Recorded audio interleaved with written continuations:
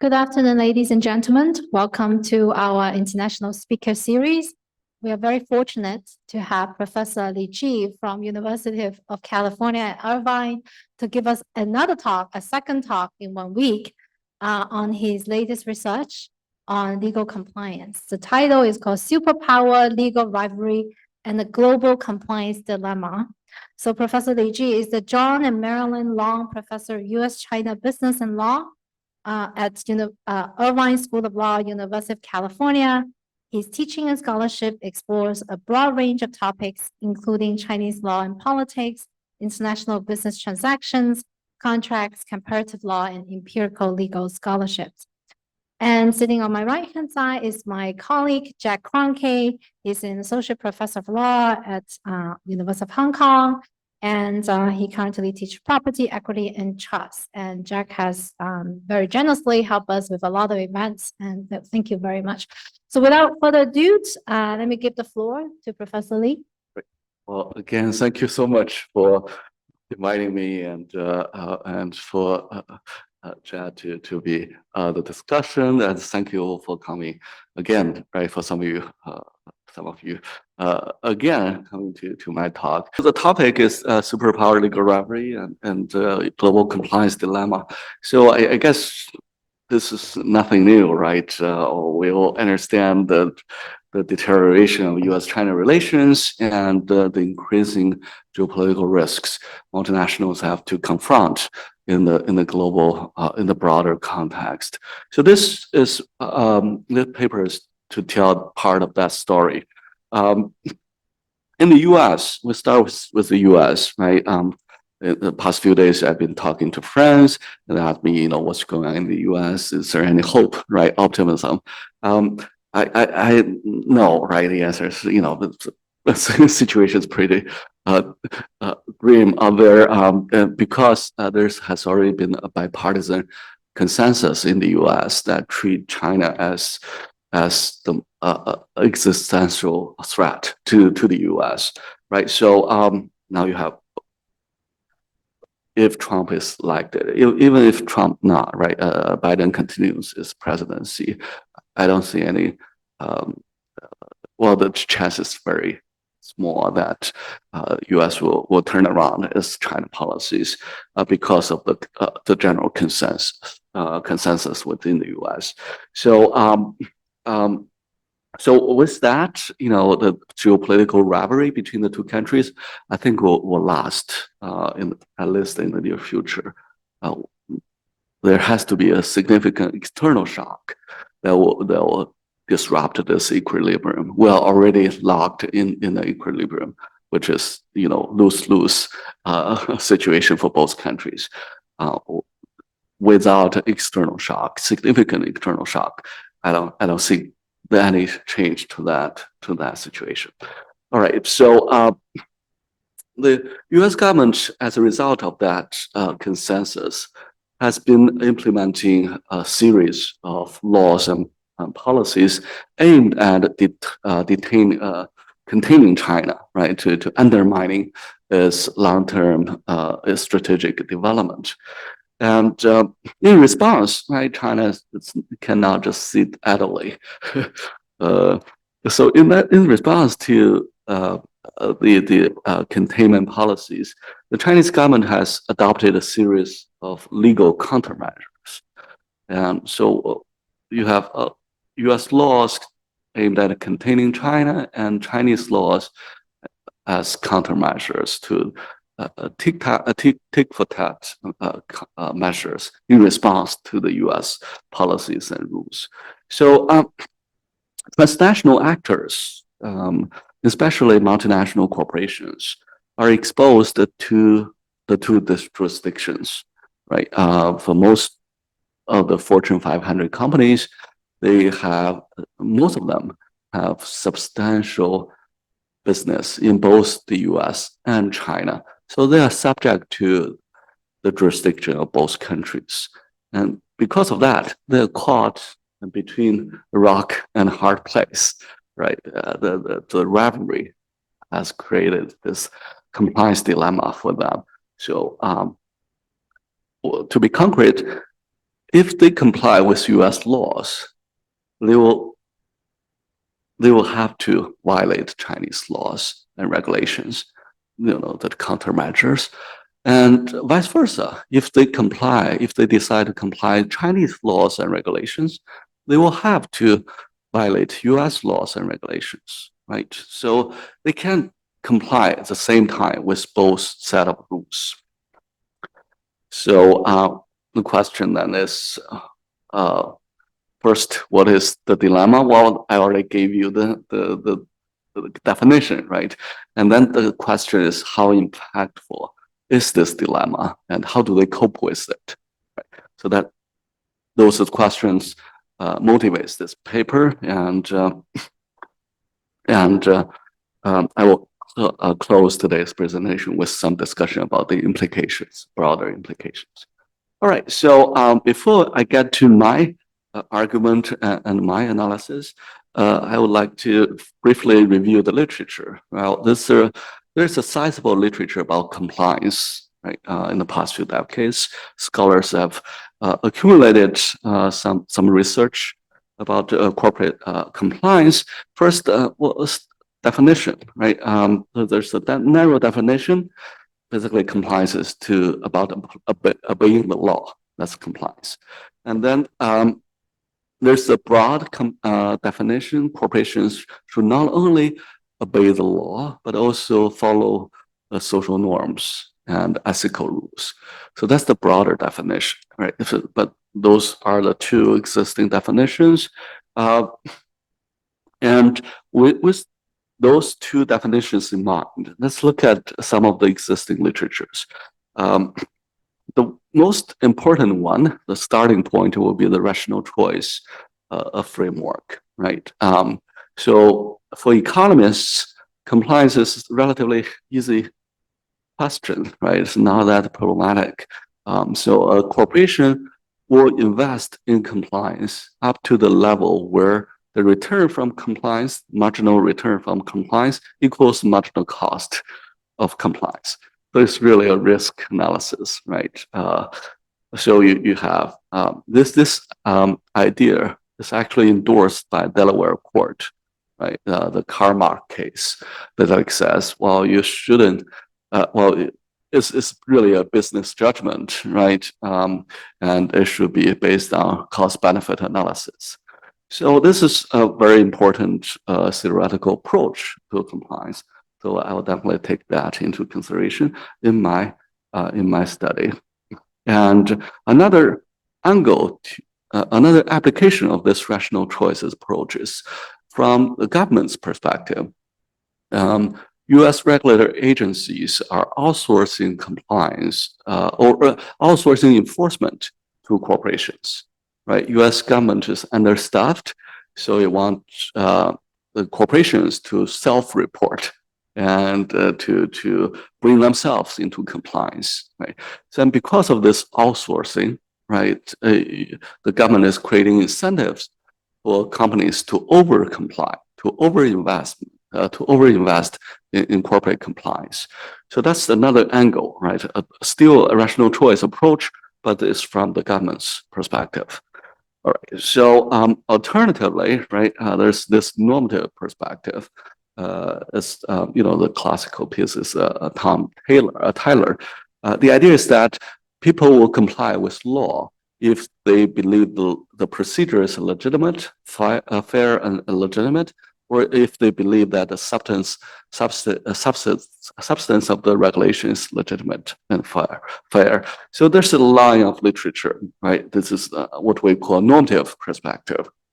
And so for these scholars, right, what if we want to study compliance, we will look at whether or not the procedure works and how procedural fairness is perceived by the complying party, and if a law procedure is not perceived to be fair, the corporations will try to engage in speculative compliance or just fail to comply in the first place.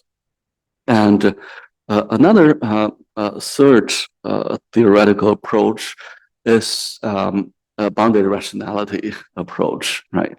So the focus here is on all sorts of behavioral biases, right? Corporate managers, for example, tend to uh,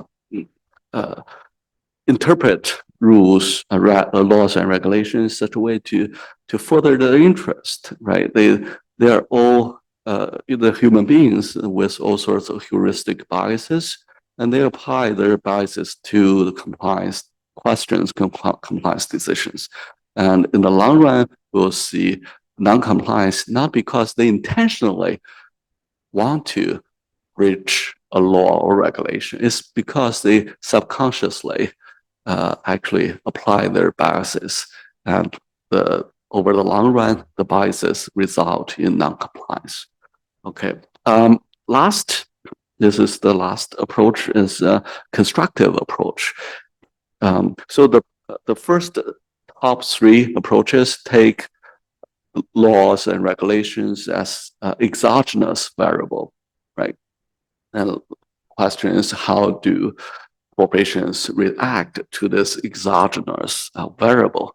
This last one basically treats laws and regulations endogenous, right? The law can be interpreted in different ways, right? And the enforcement agencies themselves can interpret the laws in different ways. And how the law is interpreted is very much dependent on the interactions between the enforcement agencies and the corporations, right? So this is really a constructive process involving multiple parties. So that's the last theoretical approach.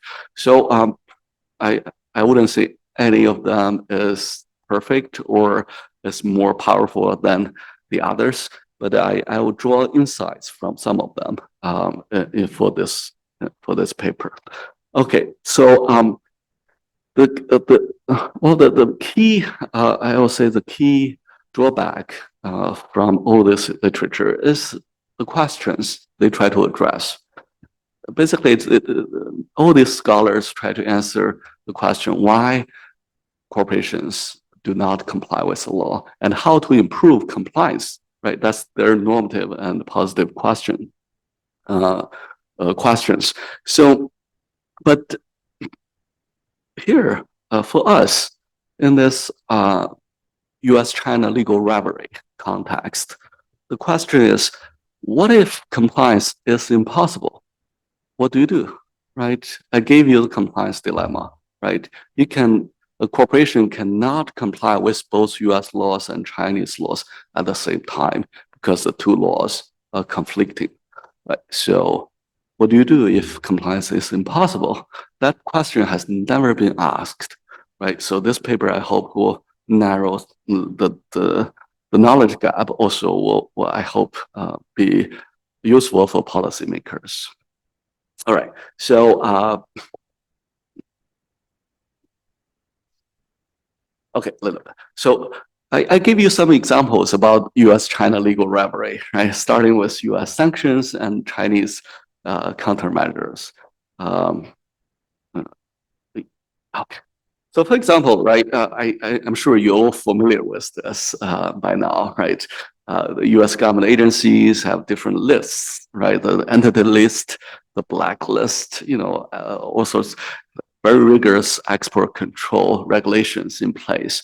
And Chinese companies have increasingly find themselves on various lists. And because of their position on the list, they are sanctioned, right? So if a Chinese company is on the entity list, then U.S. companies or U.S. parties cannot transact with that party without a license, without seeking approval from the U.S. government, right? So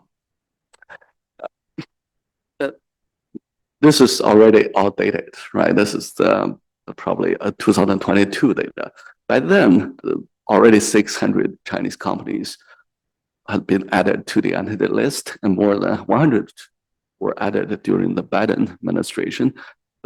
If you look at the list now, the number must be significantly higher. So, well, as I said, the Chinese government couldn't just sit idly when the Chinese companies are being sanctioned, right? So Chinese government had implemented countermeasures. So the unreliable entity list, right? This list was created right after Huawei was added on the entity list. So it was really a tit for tat rulemaking, right? And the idea is to identify parties that actually comply with U.S. regulations, as a result, cause any harms to Chinese parties. All right. So, in addition to that, right, closely following the unreliable entity list, MOFCOM made regulations, right? Okay, here maybe better. The rules counteracting unjustified extraterritorial application of foreign legislation and other measures. It's broader, right, than the unreliable entity list, but it is aimed at achieving the same policy goals.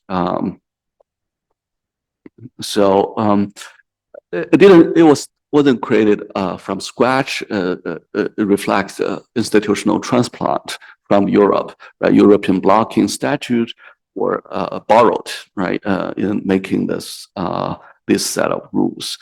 And last, more recently, NPC enacted an anti-foreign sanctions law. Right now, we have a national statute enacted in response to U.S. sanctions, right? And so there's accumulated, right, lawmaking, but it creates direct conflict between U.S. sanctions and Chinese anti-sanctions, right? So similar to U.S. sanctions rules, right? The measures, the Chinese government's agencies can adopt measures that would deny entry to China or deportation by, relevant parties, freezing their assets, right? Prohibiting or limiting Chinese parties from transacting with the listed persons. So it's really another legal transplant. A lot of borrowing from U.S. laws and European laws, but the idea is to create exact countermeasures to address U.S. sanctions. All right. So that's just one example. Another example, I'm sure some of you are familiar if you're interested in capital markets, in financial regulations. So this went back longer than the anti-sanctions conflict. So U.S. Securities rules, right, after 2008, after Dodd-Frank, so it's subject to accounting forms to audits by PCAOB, right, this quasi-government agency.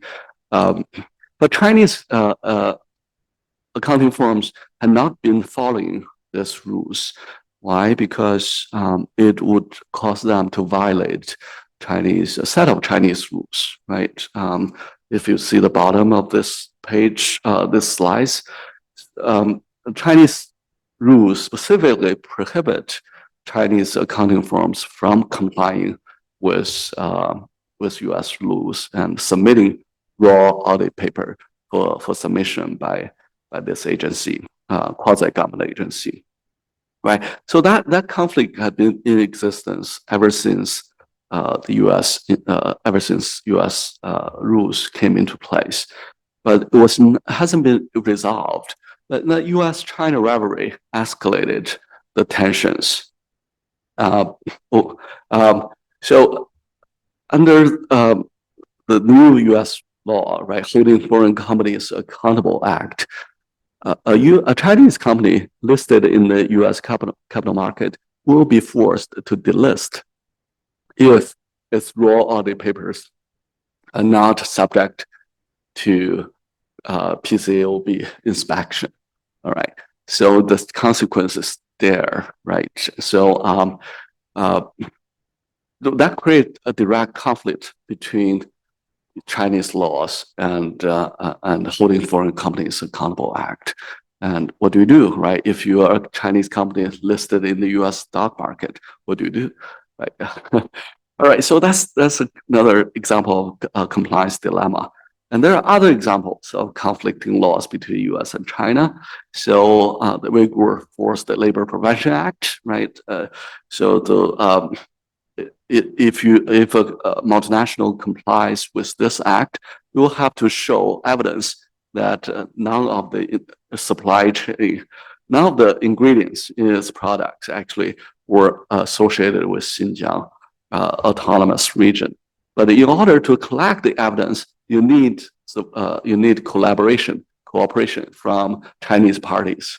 But Chinese parties cannot do that in theory, because if they collaborate with you and provide evidence, that's a violation of Chinese anti-sanctions law, right? So that's another example. Then the TikTok ban. Oh, it doesn't have to be a conflict between formal laws, statutes, right? It can be a conflict between a presidential order on the one hand and Chinese regulations, as illustrated by the TikTok example, right? TikTok was almost banned, right, in the U.S. by Trump's executive order, right? So it was negotiating a sale to Cisco, right, at one point, and then the Chinese government amended its export control rules that prohibit the sale.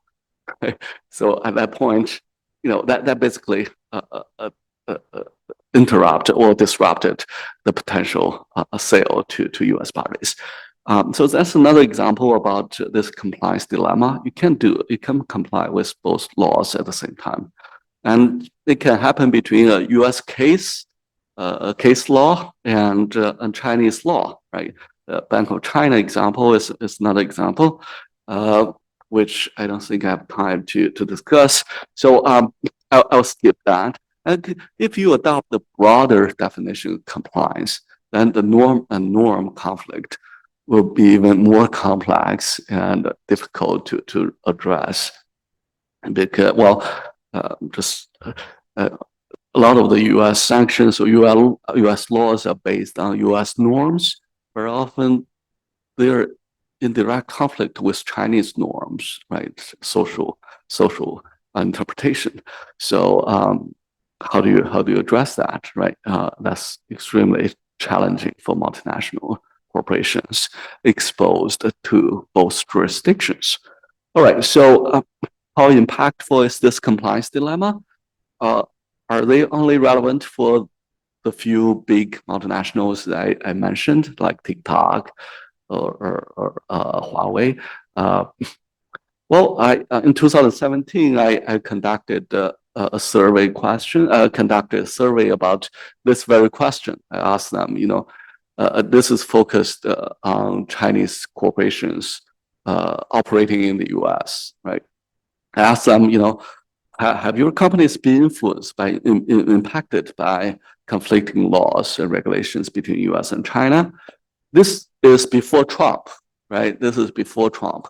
Even back then, right, almost 20% of the survey respondents said, well, they had been influenced by conflicting laws between U.S. and China. All right. So, and then 2022, I asked a different question, right? This already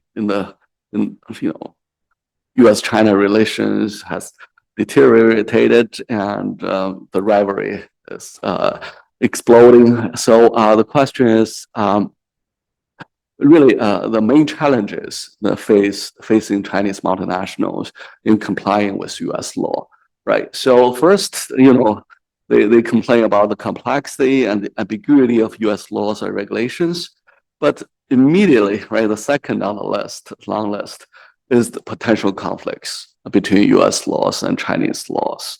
So this is really a pressing issue for Chinese multinationals with operations in the U.S. Half of them complain about this issue. All right. So then, there's half of them are not complaining, right? You see the significant intercompany variations. So the next question is, what type of Chinese companies are more exposed to this dilemma, right? So the idea is to explore this intercompany variations. So I did some regression analysis. So interestingly, right, it appears that state-owned Chinese multinationals are more exposed to the compliance dilemma, which is not surprising. This is highly intuitive, right? Especially recently, the Chinese, US rules and regulations very often target Chinese companies with significant ownership, state ownership. So that's why they are more exposed to this conflict, so this type of conflicts. And also sectoral regulation, that's significant. Again, this is intuitive, right? Chinese multinationals operating in heavily regulated sectors, they're more likely to face conflicting laws and regulations, right? So they're more likely to point this out as an issue for them, as a challenge. And entry mode, this is something new. I didn't anticipate this. Well, this is a logic regression. So the coefficient here is the odds reports odds ratio. So if it's above 1, that means a positive association. It's below 1, it's negative association.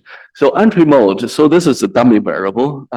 So what we see here is really in plain English, it suggests that companies that enter into the US through a merger or acquisition are less likely to complain about the compliance dilemma.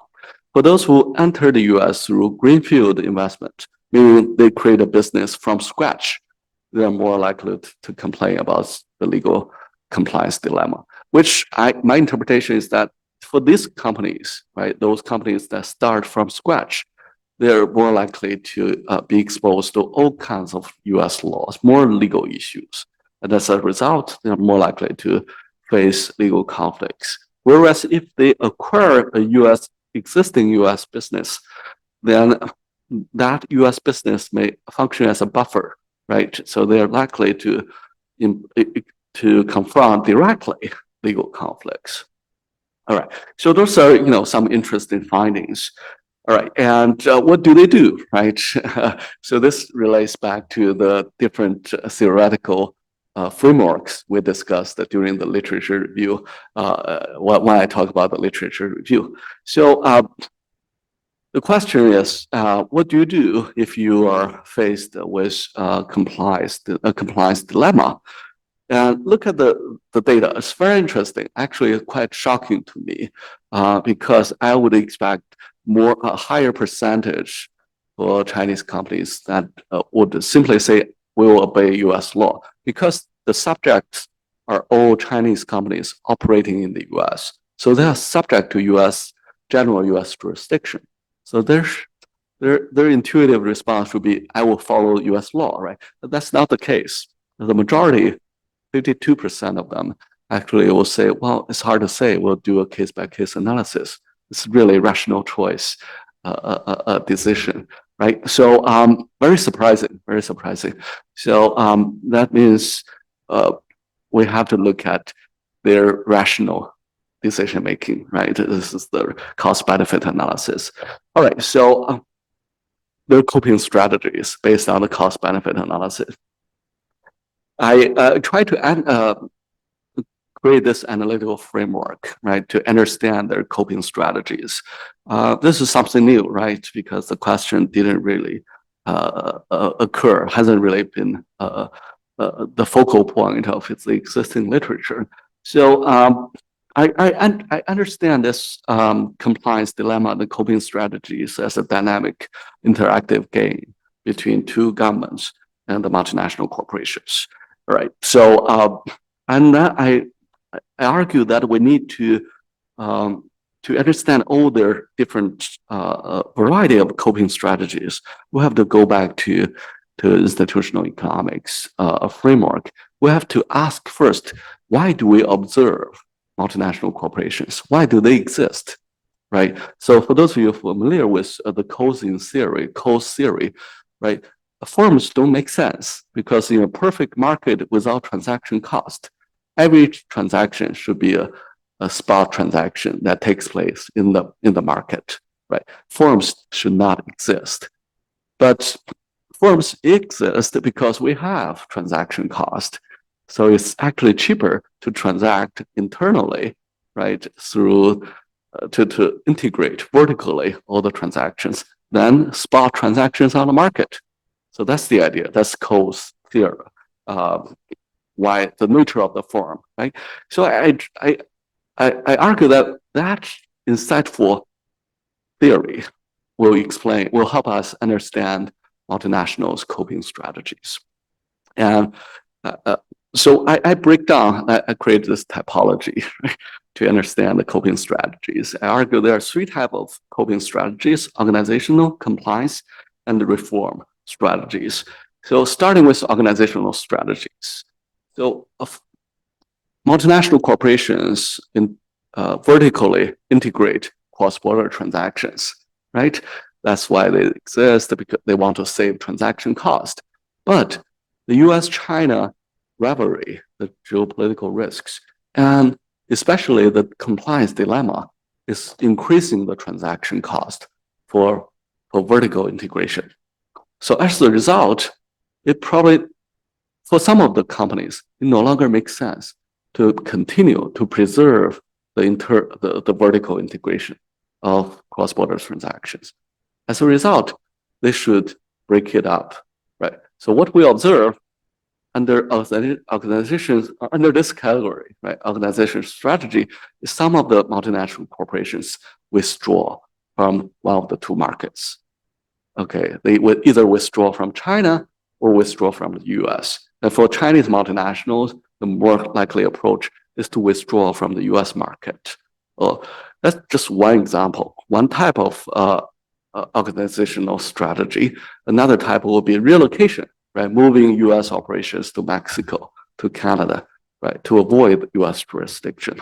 Or if they don't want to move the entire operation, they can dilute control, right? Dilute control from the headquarters located in either the US or China over the subunits located in the other country, right?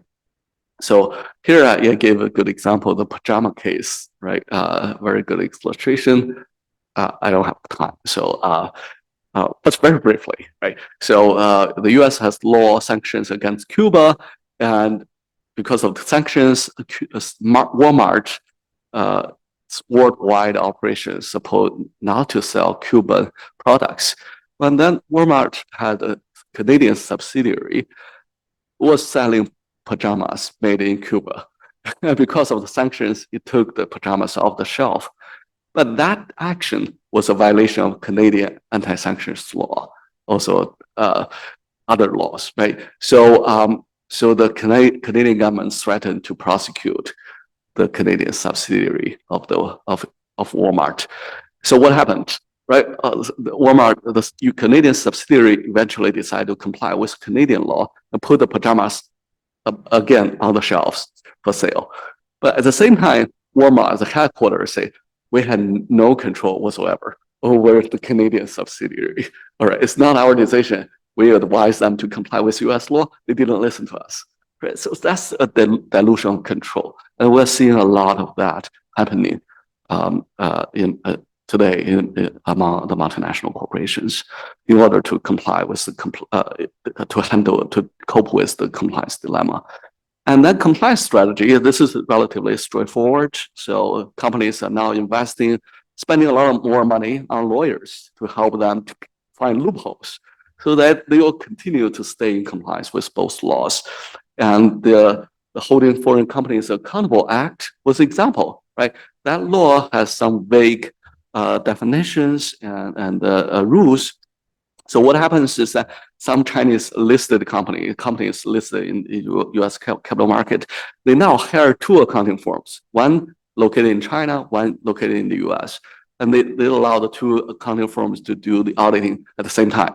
And the U.S. accounting firms will be in compliance with U.S. law. At the same time, because they are U.S. accounting firms, they don't have to comply with Chinese laws, right? So it's perfect, very smart legal strategy to stay in compliance with both laws. So that's another type of coding strategy. Last, reform strategy. If the laws are strictly in conflict, there's nothing they can do, and they are so heavily invested in both US and China, their response will be, let's change the law. All right, let's change the compliance environment. So they can lobby the US government or the Chinese government.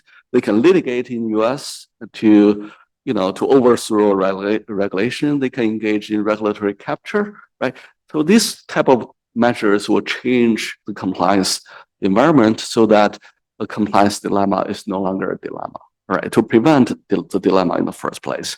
All right, so in the interest of time, I don't want to spend too much time on this last portion of this paper, but this is relating to my book, right? The superpower rivalry is moving into the legal area, right? So a lot of legal issues are popping up on a daily basis, and number of conflicting laws is growing, right? And this is not limited to the U.S.-China rivalry, right? The EU is proposing anti-coercion instruments to handle this compliance situation, dilemma, right? So this is a global phenomenon, but we haven't really paid much attention to it because it's relatively new. So I hope this paper will actually start a debate, right, to get people's attention to engage in this debate and policy and theoretical debate. And how multinationals cope with the compliance dilemma have profound implications, especially with regard to the last, right? If they engage in strategic reform strategies, they're changing the law, right? They're changing the law.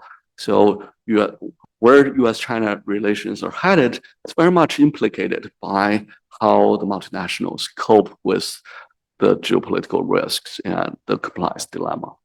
And also, I hope future research will empirically explore their coping strategies in greater detail and also address some of the questions that have not been addressed in this paper. All right, I think that's and there will be, of course, new compliance questions. All right, well, thank you so much for your attention, and looking forward to the comments and questions from the audience. Thank you. I already show very eager hands from Susan, but can you wait until Jack gave his feedback? Yeah, we have a discussant here. Yeah. Okay. Thank you for the fascinating talk. I didn't know you were doing this type of scholarship. It's great. So thank you. It's really new. So again, not first time, but it's thank you for providing me this platform to present it. First time in the Asian area, East Asian area. Yeah. Great.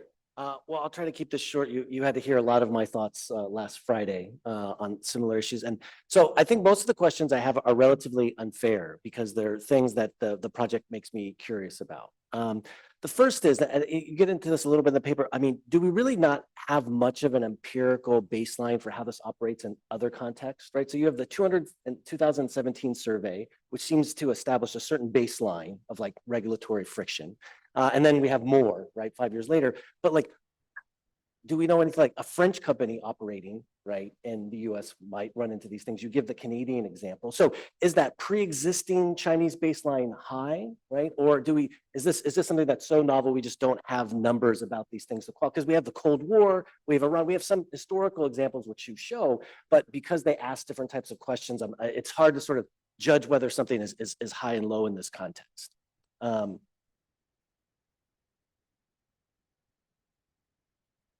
The other thing is about predictability of enforcement, if you have any sort of clues about this. So I start instantly thinking about the Foreign Corrupt Practices Act, right? Which everyone has traditionally complained about, in part because everything is either piggybacked on like a foreign regulatory intervention or settled, right? So we don't have any law. So the US goes around and you have to pay former members of the US government consulting fees, right? To know how that's going to get enforced.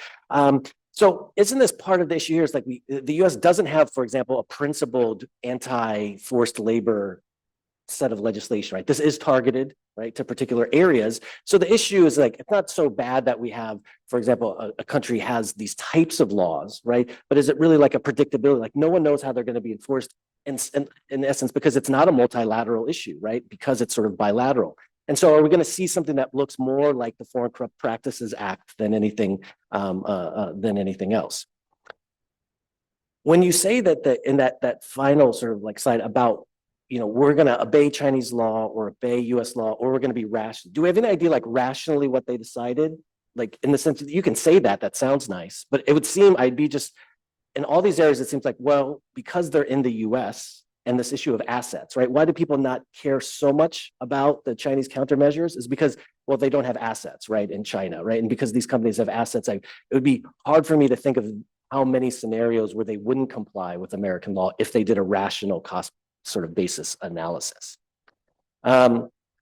You obviously, one of the actors here, and I don't know if you have any clues, is about how law firms are adapting, right? So you talk about multinational corporations, but we've had talks here on sanctions, and members of the local legal community are obviously participate in these types of strategies. So is that something where you see it's just going to be an increased legal cost, or is this going to become a specialized form of practice? Like, is there some sort of feedback about, you know, you can reorganize, you know, you can leave, you can reform, but it seems like most people are going to be stuck, right? In somewhere in between. And then the last thing is, should we be so concerned about this? And I guess it goes back to things we talked about on Friday, because there is this bipartisan consensus, right? Because this is a no, you can't win, right, by sort of de-escalating, but at the same time, it is for sort of show, right? In the sense that it isn't like, you don't see like sanctions on the scale that there is with Russia. We're just now seeing secondary sanctions against companies complying, right? So we don't even have a regime that rivals what's going on in Russia. And even there, people are saying the actual economic pain, right, is being minimized actively by taking this very selective thing. And it's not really going to escalate into something else. So there, you know, again, we have a high baseline, maybe there's going to be more, but systematically in the end, no one's really ideologically committed to this. The consensus just means there's a lot of space to do things for show, and no one actually is going to be start like measuring the amount of economic pain that's like inflicted through these things. So those are just a few sort of initial thoughts about where this might be going or what some of the. Yeah, Want to great. quickly respond? Yeah, so good. I mean, so there's really no empirical research out there, just not, you know, in the past 3 decades, none of the research about compliance is actually applying the empirical methods. So we don't know what happens over time and whether this, excuse me, what happens to for multinational corporations. Previously, when U.S. sanctions conflicted with EU the blocking statutes, and previously, what happens? So this dilemma is unique in the sense that previously, when U.S. sanctions impose additional costs, transaction costs on multinationals, and those sanctions targeted at Cuba or Iran, the smaller economies. So to mitigate the risk, a lot of multinational corporations just withdraw from those markets or stopped transacting with, you know, Cuban parties or Iranian parties, right? This, you know, stop selling pajamas from Cuba is not a big deal, right? But here, multinational corporations, the Fortune 500 companies, all substantially exposed to both US and Chinese economies. And it's enormous costly to withdraw from the Chinese market. So now they are really facing this dilemma, and it's not that easy to get around it anymore. So in that sense, it's really a new problem, even though the compliance dilemma existed on paper for many years. And predictability, is it like FCPA? Yes and no, right? The Bank of China case, right?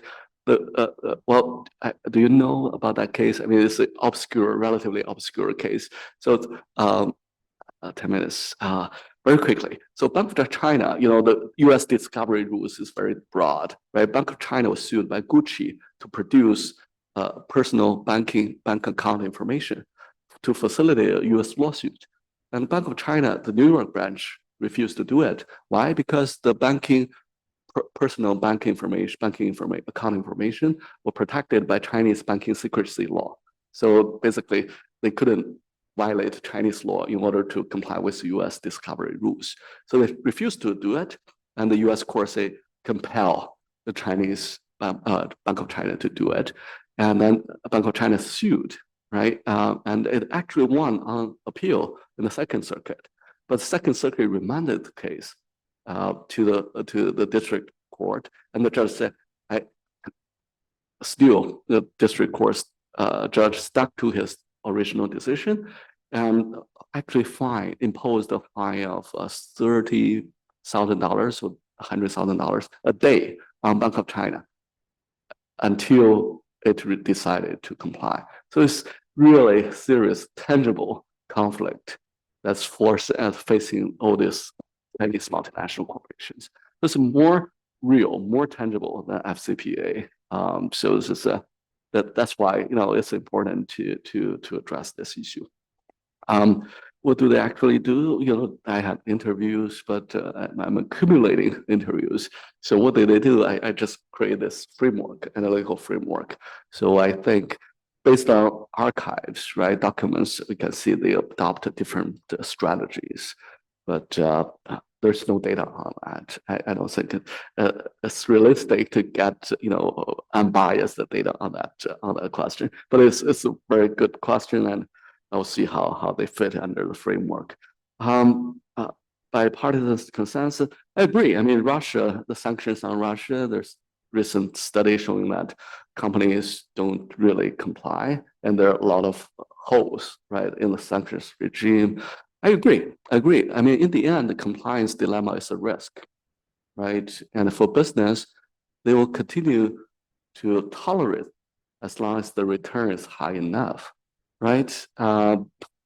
So that as I mentioned, that's why people will deal drugs, right? Because the return is high enough to justify the risk. So compliance dilemma is to a certain extent a risk. And sometimes not big multinational corporations, but smaller companies probably will just continue to do business, and with the anticipation that they may suffer the compliance dilemma, but that's it, because the return is high enough to justify their business decisions. All right, so I would like to thank you for the comments and questions, and let's continue the discussion after in the future. And that's Before I open up the floor for Q&A, I would also like to engage with this scholarship because I personally have done some research in this area. Okay, well, Yeah, I didn't so know that. in my first book, The Chinese Antitrust Exceptionalism, in chapter 5, I actually, kind of elaborate on many of these legal conflicts that you mentioned. Okay. But different from your approach of applying the Coase theorem, I apply Thomas Schelling's game theory, the strategy of conflict, that book, to analyze the kind of dynamic interactions between different countries. So my point is that, look, I mean, China have promulgated a lot of these anti-sanction laws, and then the non-reliable entity list and et cetera in the past couple of years, being very proactive. But my point is that from a China standpoint, the best case scenario is never, ever need to enforce this law. So we are kind of flexing our muscles. We kind of create a threat. It's kind of like a nuclear power weapon, right? I mean, so the purpose of having nuclear power is not to use it, but to deter your opponents from aggressions, right? I mean, so that's why we have peace in the past 50 years, because there's so many countries hold nuclear power, Right. And I think I've explained this is one of the reasons why China wants to have this kind of retaliated regulatory measures against the US. And China is not unique, right? I mean, like what you said, EU has done that.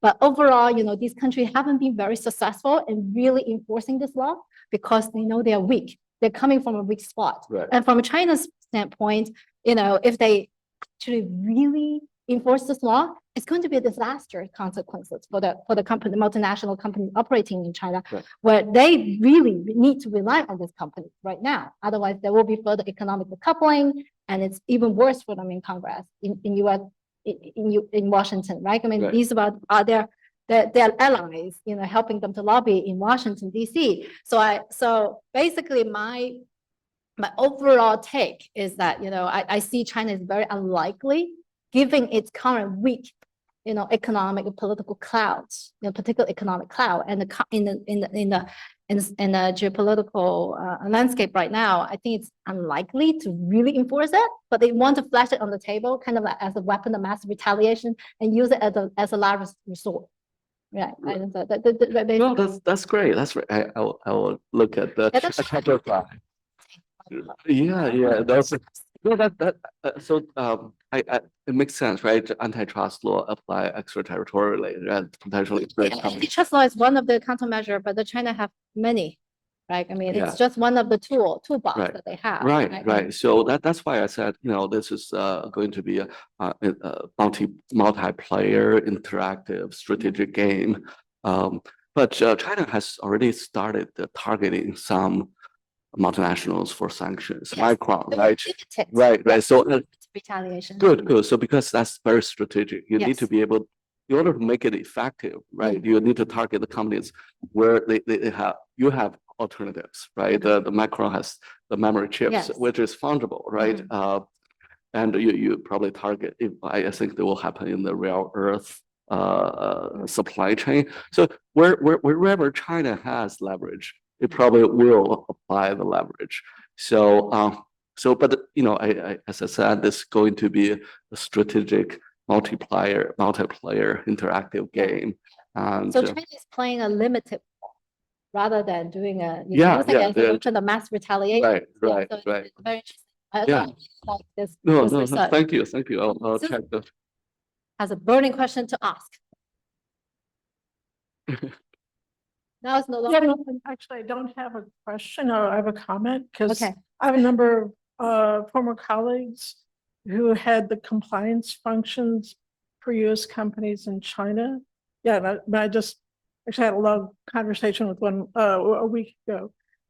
And she talked actually about like compliance stress. Because she was head of compliance for one of the big banks.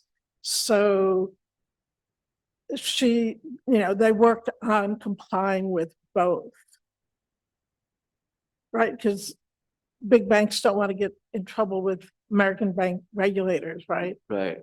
And on the other hand, whatever the former was it, CBR, right? The Chinese securities or banking regulator, they don't want to get. So in my, among my contacts, people try to comply with both to the extent possible. About like the data export, that would be an area where people are like seeking to comply, Right. but then there's been a lot of pushback from multinationals because Yeah. yeah, so we can talk, later. Right. So yeah, I mean, Put you in touch with yeah, for multinationals, I mean, if they can stay in compliance with both laws, right? If they can pay lawyers more to figure out ways, they have like my ex-colleague, they Yeah. have really, really smart and experienced people in their in-house function. yeah. So no, I Certainly in China and, also in whatever New York, et cetera. right. So one present, Yep. Chinese companies are facing compliance risks all over the world, right? Right. As they do I mean, Yeah. Just, I mean, that's another interesting area for research. Sure. Yeah. I mean, this I presented earlier to compliance professionals, and this a partner at a big law firm, and she said, well, if her answer is always, if there's a will, there's a way. If you pay enough, lawyers probably will figure out a way to help you solve the problem.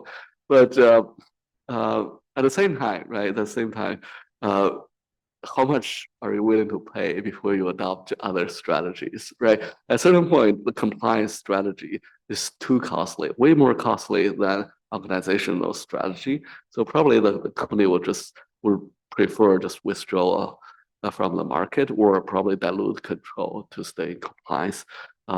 Yeah, so I totally agree. I mean, this is a very complicated complex question, and very comprehensive. So there's a lot of questions to explore, right? To figure this out. So yeah, I hope this will stimulate more future research on related questions.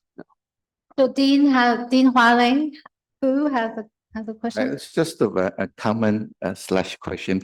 So I did a few cases for in Hong Kong on the audit working papers from mainland to Hong Kong, right? So it's the same issue in Singapore, US, in Europe. So the starting point seems like it's drastic. I say there's a Chinese law, foreign law, that different legal requirement. So my sense is that towards the end, there's always middle ground. Right? It can always sort of solve the problem. Of course, the in-house counsel lawyers are the most important, but then, so even the both government, probably they are not as sort of demanding as they originally saying. So I mean, in one of the UI case, the firm simply said, well, oops, we have all the data in Hong Kong office. We just forget to tell you. So you don't have to ask us, don't have to fight. I mean, other case, they would agree, let's go to the Shanghai office to have the on-site inspections. So sort of like at the end of the day, it's not as a big fuss as they should be. Yes, thank you. Yeah, so that's very good comment. So yeah, this goes back to the idea that this being a multi-actor strategic game, right? The two governments are rational, especially the regulatory agencies are rational, right? If the Holding Foreign Company Accountable Act has profound implications, it will totally disrupt the capital market, right? If all Chinese companies will have to be delisted. So there's so much interest at stake. So in the end, it forced two governments to sit down and find a rational solution, right? So, but for compliance issues that are less consequential, right? If the government cannot sit down, not enough incentive for them to sit down and negotiate rationally, then it becomes a problem for the multinational corporations, right? Then they'll have to try to figure out one of the multiple coping strategies to apply. So yeah, totally agree. I mean, this is, governments will be involved if they believe that the conflict, the dilemma has profound, significant ramifications. That will encourage, motivate both parties to find a rational solution. Okay, so we were running out of time. Let me give the last question to Frank.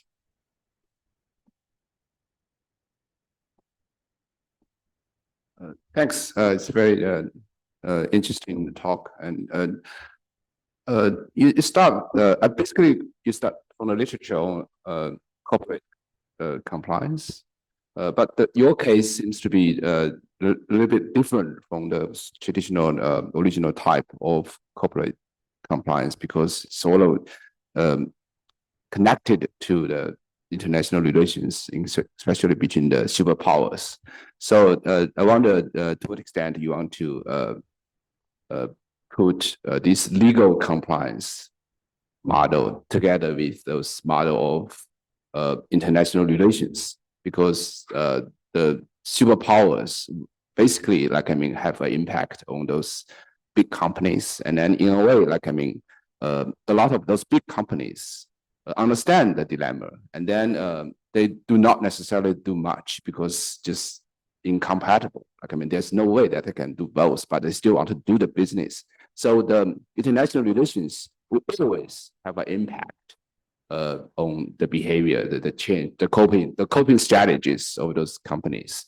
So from my own connections with some companies here, they know that they can't like, I mean, follow literally on the Chinese law, like especially national security law, etc.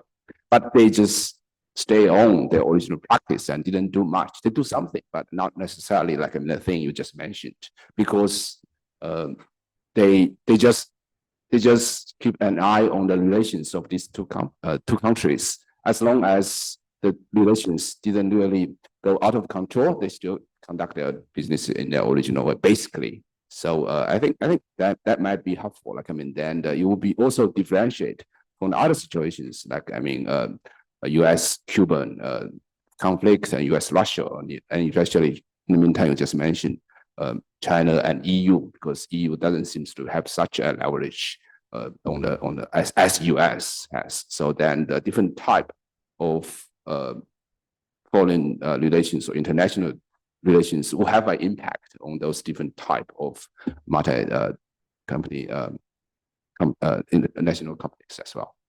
Yeah, definitely. That's a good comments. Very insightful thought. So yeah, well, some companies will take this wait and see approach, right, to see how international relations actually evolve.